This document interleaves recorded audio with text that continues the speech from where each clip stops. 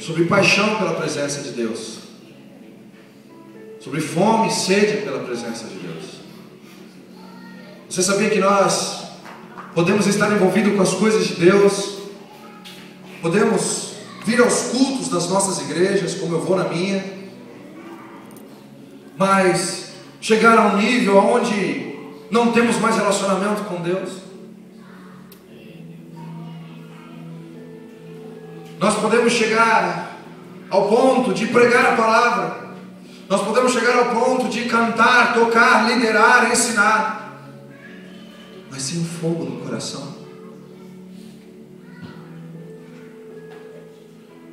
Um dos problemas que acontece com nós, seres humanos, nós que servimos ao Senhor,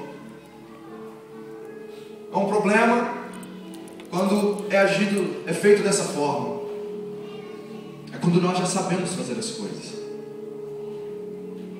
E quando nós aprendemos a fazer as coisas, o ser humano tem uma forte tendência de não depender mais de Deus. E nessa noite eu queria trazer essa palavra, a fim de que eu e você possamos fazer uma autoanálise, a começar por mim. Eu não posso me colocar fora disso, sou ser humano, a minha estrutura é igual a de todos. Mas eu tenho aprendido que o que nós temos de Deus é o tanto que Deus tem de nós. Se você quer saber o quanto você tem de Deus, é só você ver o quanto você tem se dado a Ele, o quanto você tem se entregado a Ele, o quanto você tem se derramado diante dEle. Eu me lembro que em 2010 para 2011 eu tenho o costume de passar nos cultos de virada de ano na minha igreja. Isso já se tornou um hábito, um costume.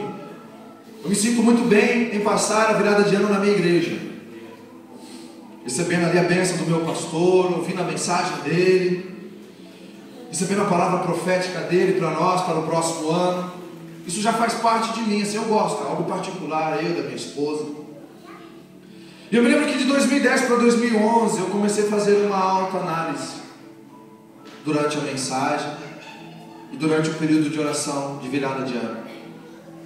Naquele momento então o Espírito Santo me fez refletir, e a pergunta que ele fez para mim é: Davi, você continua me amando como você me amava no começo? Você continua me buscando como você me buscava no começo? Como que você está, Davi? Você tem se preocupado comigo? Você tem me colocado em primeiro lugar na tua vida? Será que o ministério não ficou mais importante para você? A sua capacitação de tocar te trouxe uma segurança a ponto de você não buscar mais a minha presença e dizer: Deus, eu não posso tocar se a sua presença não estiver comigo. Nós temos uma forte tendência a isso. E é justamente isso, a função do mundo é nos distrair, é nos fazer perder o foco, é nos fazer nos afastar de Deus, é nos fazer com que você percamos a direção de Deus para a nossa vida, que você saiamos da boa, perfeita e agradável vontade de Deus para cada um de nós. Essa é a função do mundo. Porque quando eu e você nós não nos relacionamos mais com Deus, nós temos a tendência de fazer as coisas do nosso jeito. Leonardo Ravenhill, ele usa uma expressão muito forte. Ele diz: se somos fracos na intimidade com Deus, somos fracos em tudo. Somos fracos em tudo. Podemos estar vivendo de aparência e de ilusão. O homem foi criado para relacionar-se com Deus. Às vezes eu me pego a pensar: por que um Deus tão grande, um Deus tão majestoso e poderoso, Criador dos céus, da terra, do Brasil, do Japão, que cuida de cada um de nós, o que um Deus tão imenso Ele ia fazer no cair da tarde no Jardim do Éden?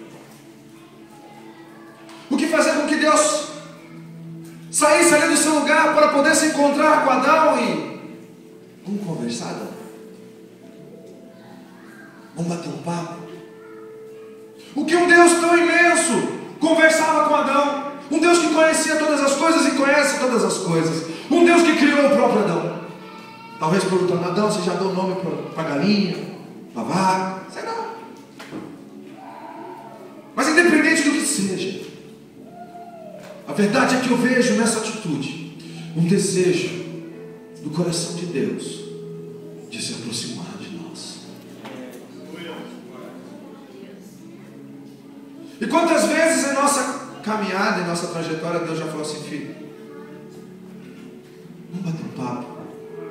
Ah não, eu tenho muita coisa para fazer. Eu tenho tanta coisa para conquistar. Coisas que vão pegar fogo. Coisas que serão destruídas. Isaías, ele diz: seca-se a erva e cai as flores, mas a palavra de Deus dura para sempre.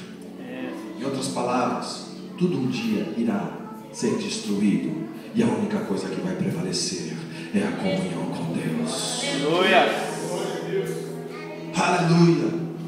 Nós precisamos voltar a resgatar e valorizar aquilo que é eterno, aquilo que é genuíno e verdadeiro, um Deus invisível, mas real. O nosso problema é que nós colocamos como referência em nossa vida aquilo que nós apenas vemos, mas a maior referência que deve existir dentro de nós é aquilo que nós não vemos, mas está. Ele nos deixou o caminho, Ele nos deixou a palavra, Ele nos deixou o caminho para nos relacionarmos com Ele. Não sei como anda o nosso relacionamento, o teu relacionamento, eu sei como anda o meu, e eu preciso melhorar muito. Aquela virada de ano eu falei: Deus, eu mudei com você,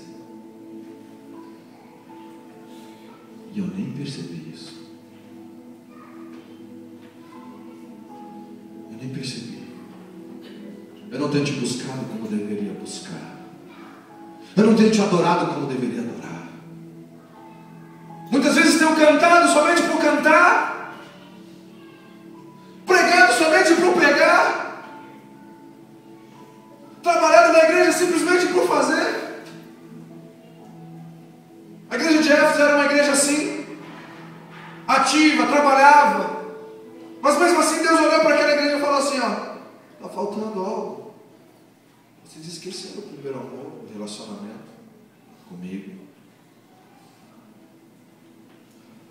Que essa noite eu e você, o nosso coração possa voltar a queimar pela presença de Deus. Ele está aqui, Ele está aqui nessa noite, neste lugar. O problema é que muitos de nós só chegamos diante dele para falar assim: Deus, e aquela bênção que o Senhor prometeu para mim? Como um pai que só chega diante do filho: pai, o Senhor já comprou meu brinquedo? O Senhor já comprou meu presente, minha boneca, meu PlayStation? Pai, você já comprou essas coisas para mim? E o pai sente falta da palavra: filho, você não quer dizer que o papai que te ama, que ama o papai, que eu sou importante para você? Muitas vezes o nosso nível de relacionamento com Deus tem sido só esse. Eu chego diante de Deus para tomar posse das bênçãos também, mas independente se a bênção vier ou não, eu sei, e eu quero amá-lo acima de todas as coisas. Aleluia. O salmista, quando eu vejo salmos assim que expressam um desejo ardente pela presença de Deus, eu falo: Deus, me ensina a ser assim. Me ensina a ser assim. Me ensina a olhar somente para o Senhor, a focar somente em Ti. Quando ele usa a expressão assim como a corça suspira pela corrente das águas, assim a minha alma anseia por Ti.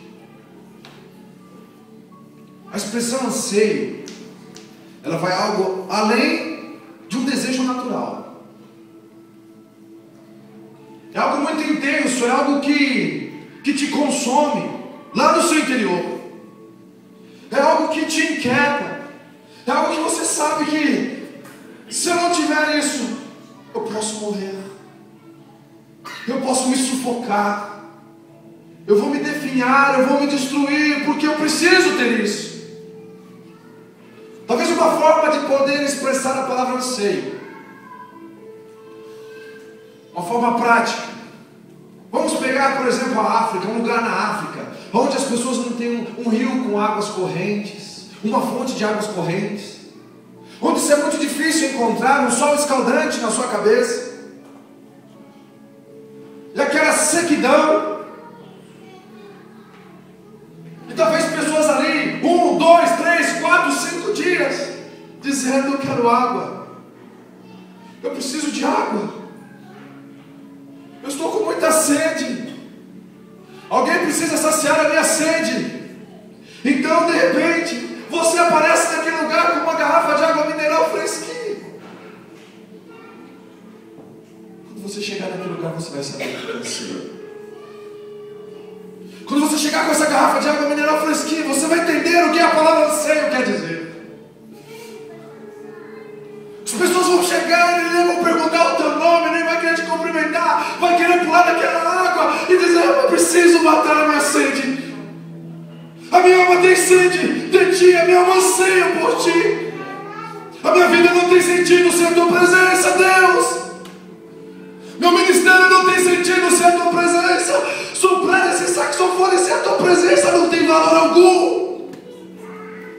Estar aqui no Japão, deixar a minha família, sair do Brasil e vir aqui, não tem valor algum se tu não estiveres comigo. És a fonte da minha vida, a minha inspiração. Aleluia. Aleluia. Eu me lembro uma certa vez que eu estava numa igreja e era encerramento de uma campanha. E ali então, era o último dia e as pessoas foram convidadas para poder testemunhar, as pessoas que resolveram fazer aquela campanha. Eu me lembro então que uma pessoa, um senhor, ele chegou ali e quis dar o testemunho dele. E ele começou a dizer: ó, irmãos, eu entrei nos 7 dias de campanha da igreja e entrei com um propósito em Deus. E eu disse para Deus: Deus, o Senhor me deu um caminhão, mas esse caminhão está muito velho. E eu vou entrar nessa campanha dessas 7 semanas, crendo que o Senhor vai me dar mais 2 caminhões novos. E ele disse então que começou aquela campanha, e ali ele sondava a sua vida, aquilo que ele havia falado para o Senhor que ele iria fazer, ele cumpria todos os seus votos. E chegou no último dia da campanha, ele chegou para pegar o microfone e testemunhar, e ele começou a dizer: irmãos, como eu disse, eu comecei essa campanha a fim de que eu tivesse 2 caminhões a mais, fora o meu. E eu estou aqui nessa noite para testemunhar a vocês que os caminhões não vieram. Muito pelo contrário, o que eu tinha quebrou. Eu falei: irmão, será que esse irmão subiu para contar desgraça lá em cima do púlpito? Não. Mas ele começou a dizer, e o seu semblante mudava. Ele dizia que naquela manhã, antes do culto, ele chegou para Deus e falou assim, indignado: Deus, o Senhor sabe que eu fiz essa campanha, e tudo aquilo que eu falei que ia fazer, eu fiz. Eu entrei com fé, crendo que o Senhor me daria os caminhões. Tu sabes que eu preciso. E hoje já chegou o último dia. Os caminhões não vieram, muito pelo contrário, o que eu tinha quebrou. Vou ter um gasto maior ainda. Deus, o Senhor não está se preocupando comigo.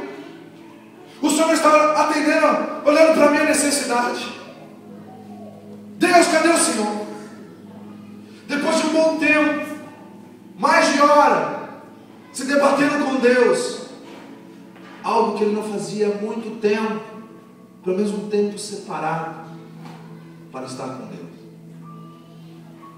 Ele ouviu uma voz dizendo: filho, o que é mais importante para você?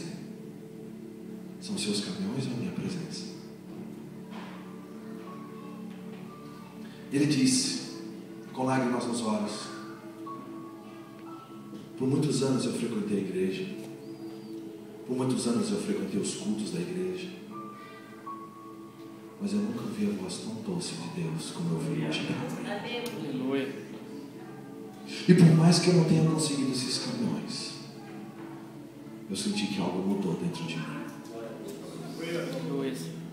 E eu estou com fome e sede da presença de Deus. Que Deus nos leve a um nível de relacionamento profundo. Por mais que as coisas estejam difíceis, por mais que as coisas estejam complicadas, aí você possamos chegar e dizer: eu te amo. Aleluia. Nada poderá me separar do amor que eu sinto por ti. Não vai ser a altura, não vai ser a profundidade, não vai ser a morte, não vai ser a vida. Nada irá me separar de ti. Que Deus possa estar resgatando em nós esse desejo de se relacionar com Ele. Eu tenho uma expressão em particular, é algo particular,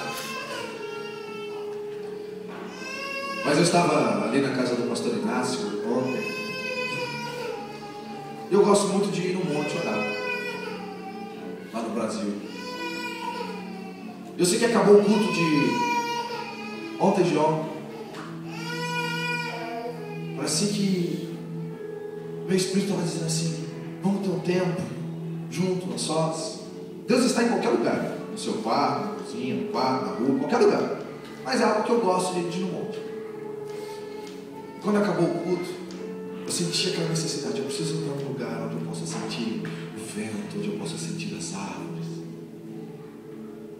No fundo, por quê? Para buscar a presença de Deus. Eu gosto de usar a expressão, eu gosto de dar um cheirinho nele, sabe? Fazer um cafuné nele. Dizer: eu estou aqui, Pai, eu dependo de Ti. Tu és a fonte da minha vida e eu Te amo. Aleluia. Quando eu olho o salmista dizendo: quão amáveis são seus tabernáculos, Senhor dos exércitos. Olha a expressão de admiração, querido. Aleluia. Hoje o Espírito Santo de Deus, Ele habita dentro de cada um de nós. Aleluia. Você é o tabernáculo de Deus. Eu estou diante de vários tabernáculos e Deus habita dentro. Mas antigamente era diferente, tinha ali a construção da tenda, tinha a arca do Senhor, e as pessoas então, para ter acesso a Deus, eles tinham que se aproximar ali no pátio exterior, e depois no santo lugar e no santo do santo, que era só o sumo sacerdote. E Davi, então, eu começo a imaginar Davi. Eu tomei a liberdade de imaginar Davi, o rei Davi.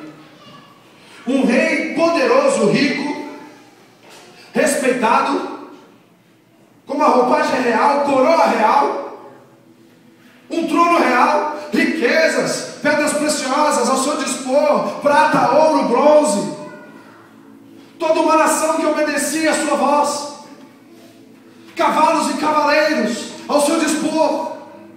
Eu comecei a tomar a liberdade de imaginar Davi andando no palácio, e ali então de repente ele olha em direção ao tabernáculo, e ele se esquece de tudo aquilo que possuía, de tudo aquilo que estava em suas mãos. Ele começa a olhar para aquele lugar onde estava a arca do Senhor, a arca da aliança, a arca de Deus. Ele chega a esse ponto de esquecer quem ele era, para dizer: que lugar precioso é esse? Tudo isso que eu tenho não se compara com esse lugar. Não se compara. Que lugar maravilhoso. Deus está ali. Ele diz: a minha alma está anelante, está desfalecendo com o desejo de estar na tua presença, de estar diante de ti, conhecer a ti, ouvir a tua doce voz, ser direcionado por ti. Meu coração está derretendo de paixão e de amor por tua presença.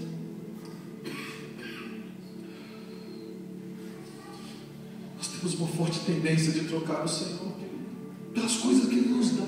São coisas boas. Mas Davi, não. O palácio não é mais importante do que esse lugar. A coroa que eu possuo, eu me prostro diante dele. Porque nenhum lugar é melhor do que esse lugar. A minha alma está anelante, desfalecendo por ti. Todo o meu ser está clamando para ter mais mais da tua presença, mais da tua glória.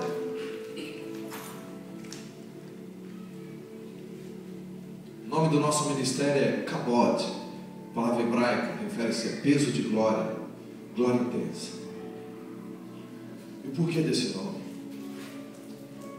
Porque eu sinto no meu coração que Deus quer nos levar, a cada um de nós, a um nível mais profundo de busca por a sua presença.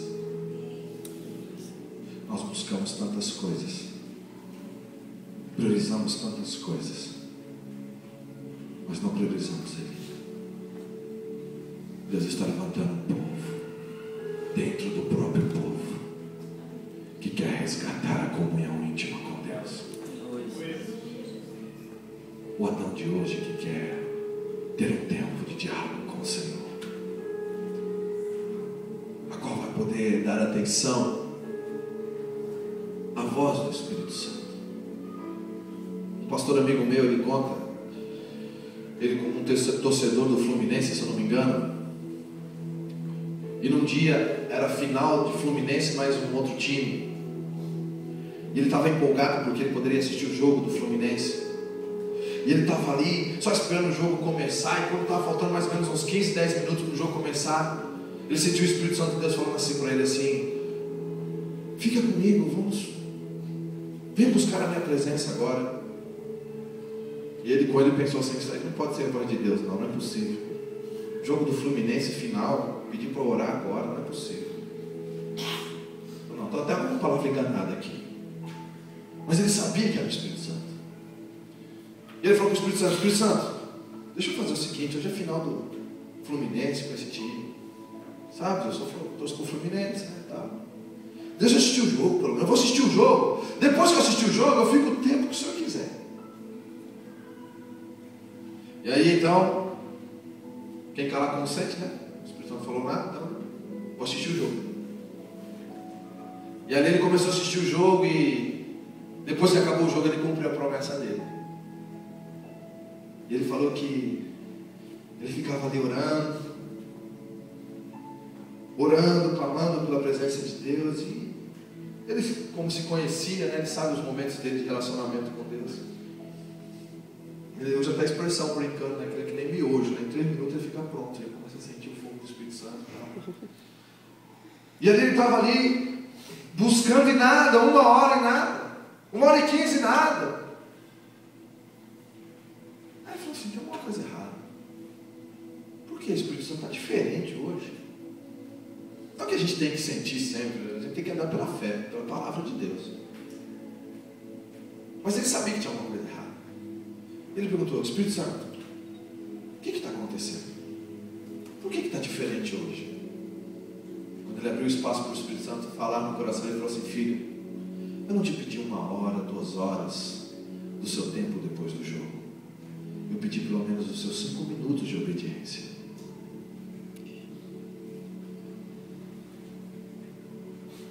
Quantas vezes Deus pede para que estejamos na sua presença e nós não obedecemos?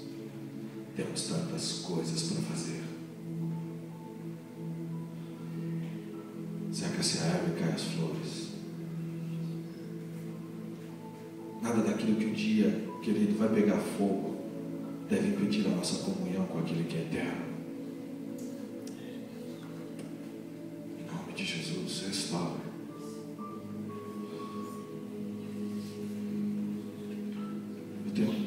Eu tenho uma preocupação muito grande, sabe, irmão? Eu tenho a preocupação de me tornar, se um dia, será que eu vou me tornar um religioso?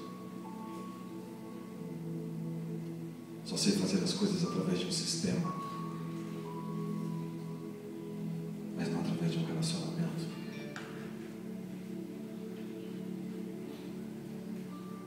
Meu coração teme por isso. Relacionamento com Deus é tudo, querido. Tudo. Buscar primeiramente o reino de Deus e a sua justiça, as demais coisas vos serão acrescentadas.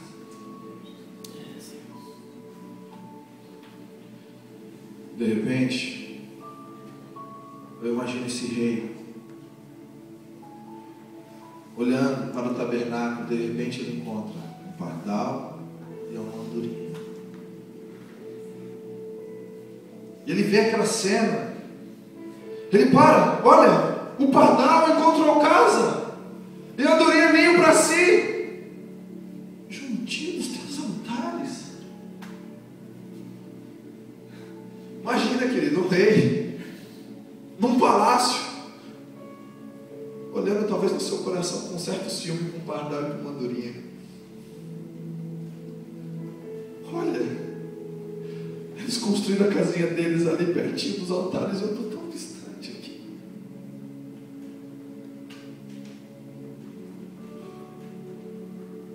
Aqui é difícil, aqui até agora eu vi um pardal. Mas quem tinha pardal no Brasil? Alguém tinha pardal na gaiola? Ninguém quer um pardalzinho, né? Cadinho do bichinho desprezado, né? Tem tanto que o pessoal até nem dá valor. Mas eu aprendo algo com isso. Até aquele que aos olhos dos homens é desprezado, ninguém dá um tostão para você. Deus fala, você pode ter comunhão comigo. Você pode ter intimidade comigo. Eu aceito todos, eu morri por todos, eu me entreguei por todos. Eu não olho conta bancária, eu não olho diploma, eu não olho intelecto, eu olho coração. Todos podem se aproximar de mim, todos podem se relacionar comigo. Todos têm espaço no meu coração, todos têm espaço no meu reino, basta querer. Basta desejar de todo o coração. Aleluia. Eu achei interessante, eu estava ministrando numa igreja em outra cidade aqui, que eu ainda não guardei o nome da cidade aqui, mas é complicado, me perdoa. Mas eu achei interessante porque o pastor ele falou algo e eu parei para refletir. A glória de Deus já está nesse lugar. É que muitas vezes eu e você não estamos com o nosso coração nos preparando para poder então sentir. É isso que faz a diferença. O desejo de tocá-lo, o desejo de encontrá-lo, o desejo de conhecê-lo. Anseio, anseio, anseio. Aleluia. De repente ele viu uma andorinha na gaiola. Ninguém tem aqui também, né, irmão? Até é difícil pegar aquele bicho. Não para de voar. Quando chega aquele período que chegam as andorinhas, ali no Brasil é tantos daqueles pássaros voando para lá e para cá, parece que faz tempo que eu não vejo. Mas era tão veloz, tão rápido, tão agitado, tanta coisa para fazer, tão ocupado, não consegue parar para nada. Mas conseguia parar para poder descansar diante do tabernáculo.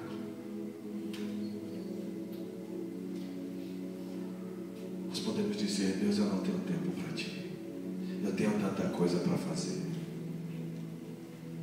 No fundo, querido, nós sabemos que temos.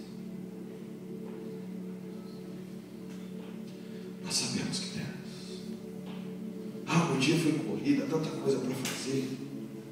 Eu me lembro da Copa do Mundo, que foi aqui no Japão e Coreia. Quantas pessoas não acordaram de madrugada para assistir o jogo do Brasil? Levantavam de madrugada para torcer para o Brasil. Tinha tempo. Para Deus não. Será que tem sido desejado realmente em nosso coração? O nosso relacionamento é simplesmente de boca para fora. Tudo isso que eu estou falando, irmão, começa comigo. Aqui não tem ninguém melhor do que ninguém. Nossa estrutura é a mesma.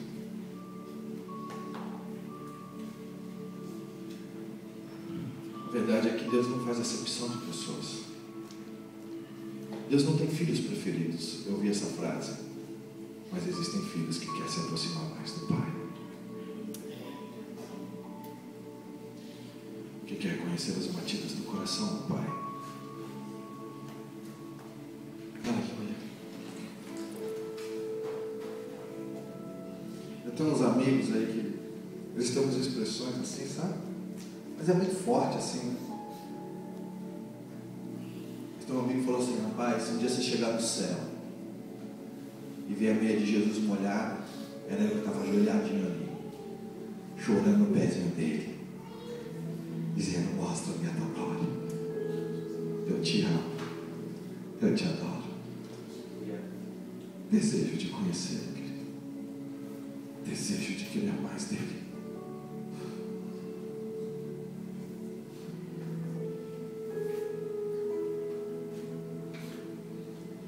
Aleluia. E ele diz: porque vale mais um dia nos teus atos do que em outra parte 1000, mas vale um dia na tua presença do que em qualquer lugar, em qualquer outro lugar.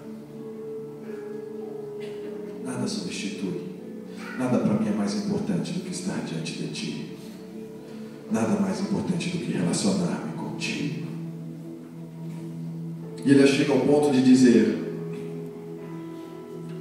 eu preferia estar na porta da casa do meu Deus a habitar nas tendas da impiedade. Então, eu imagino novamente esse rei poderoso, rico, respeitado, honrado, a ponto de dizer para o Senhor: se um dia tu quiseres, se um dia for necessário, e o Senhor me pedir isso, eu farei com muita alegria no meu coração,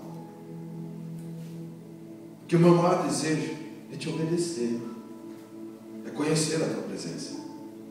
E eu imagino Davi então dizendo isso para o Senhor e falando assim: se o Senhor quiser, um dia, eu estou disposto a arrancar a minha coroa, tirar a minha roupagem real, sair desse trono,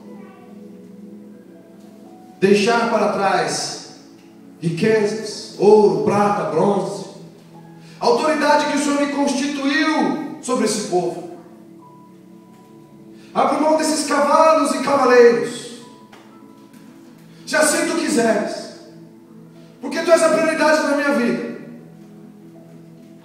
Eu topo fazer essas coisas, eu topo abrir mão dessas coisas para ser o porteiro da entrada da tua casa,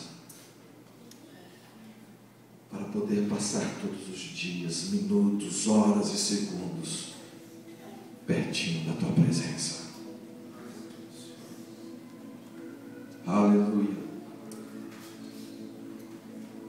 Será que nós não precisamos resgatar algo?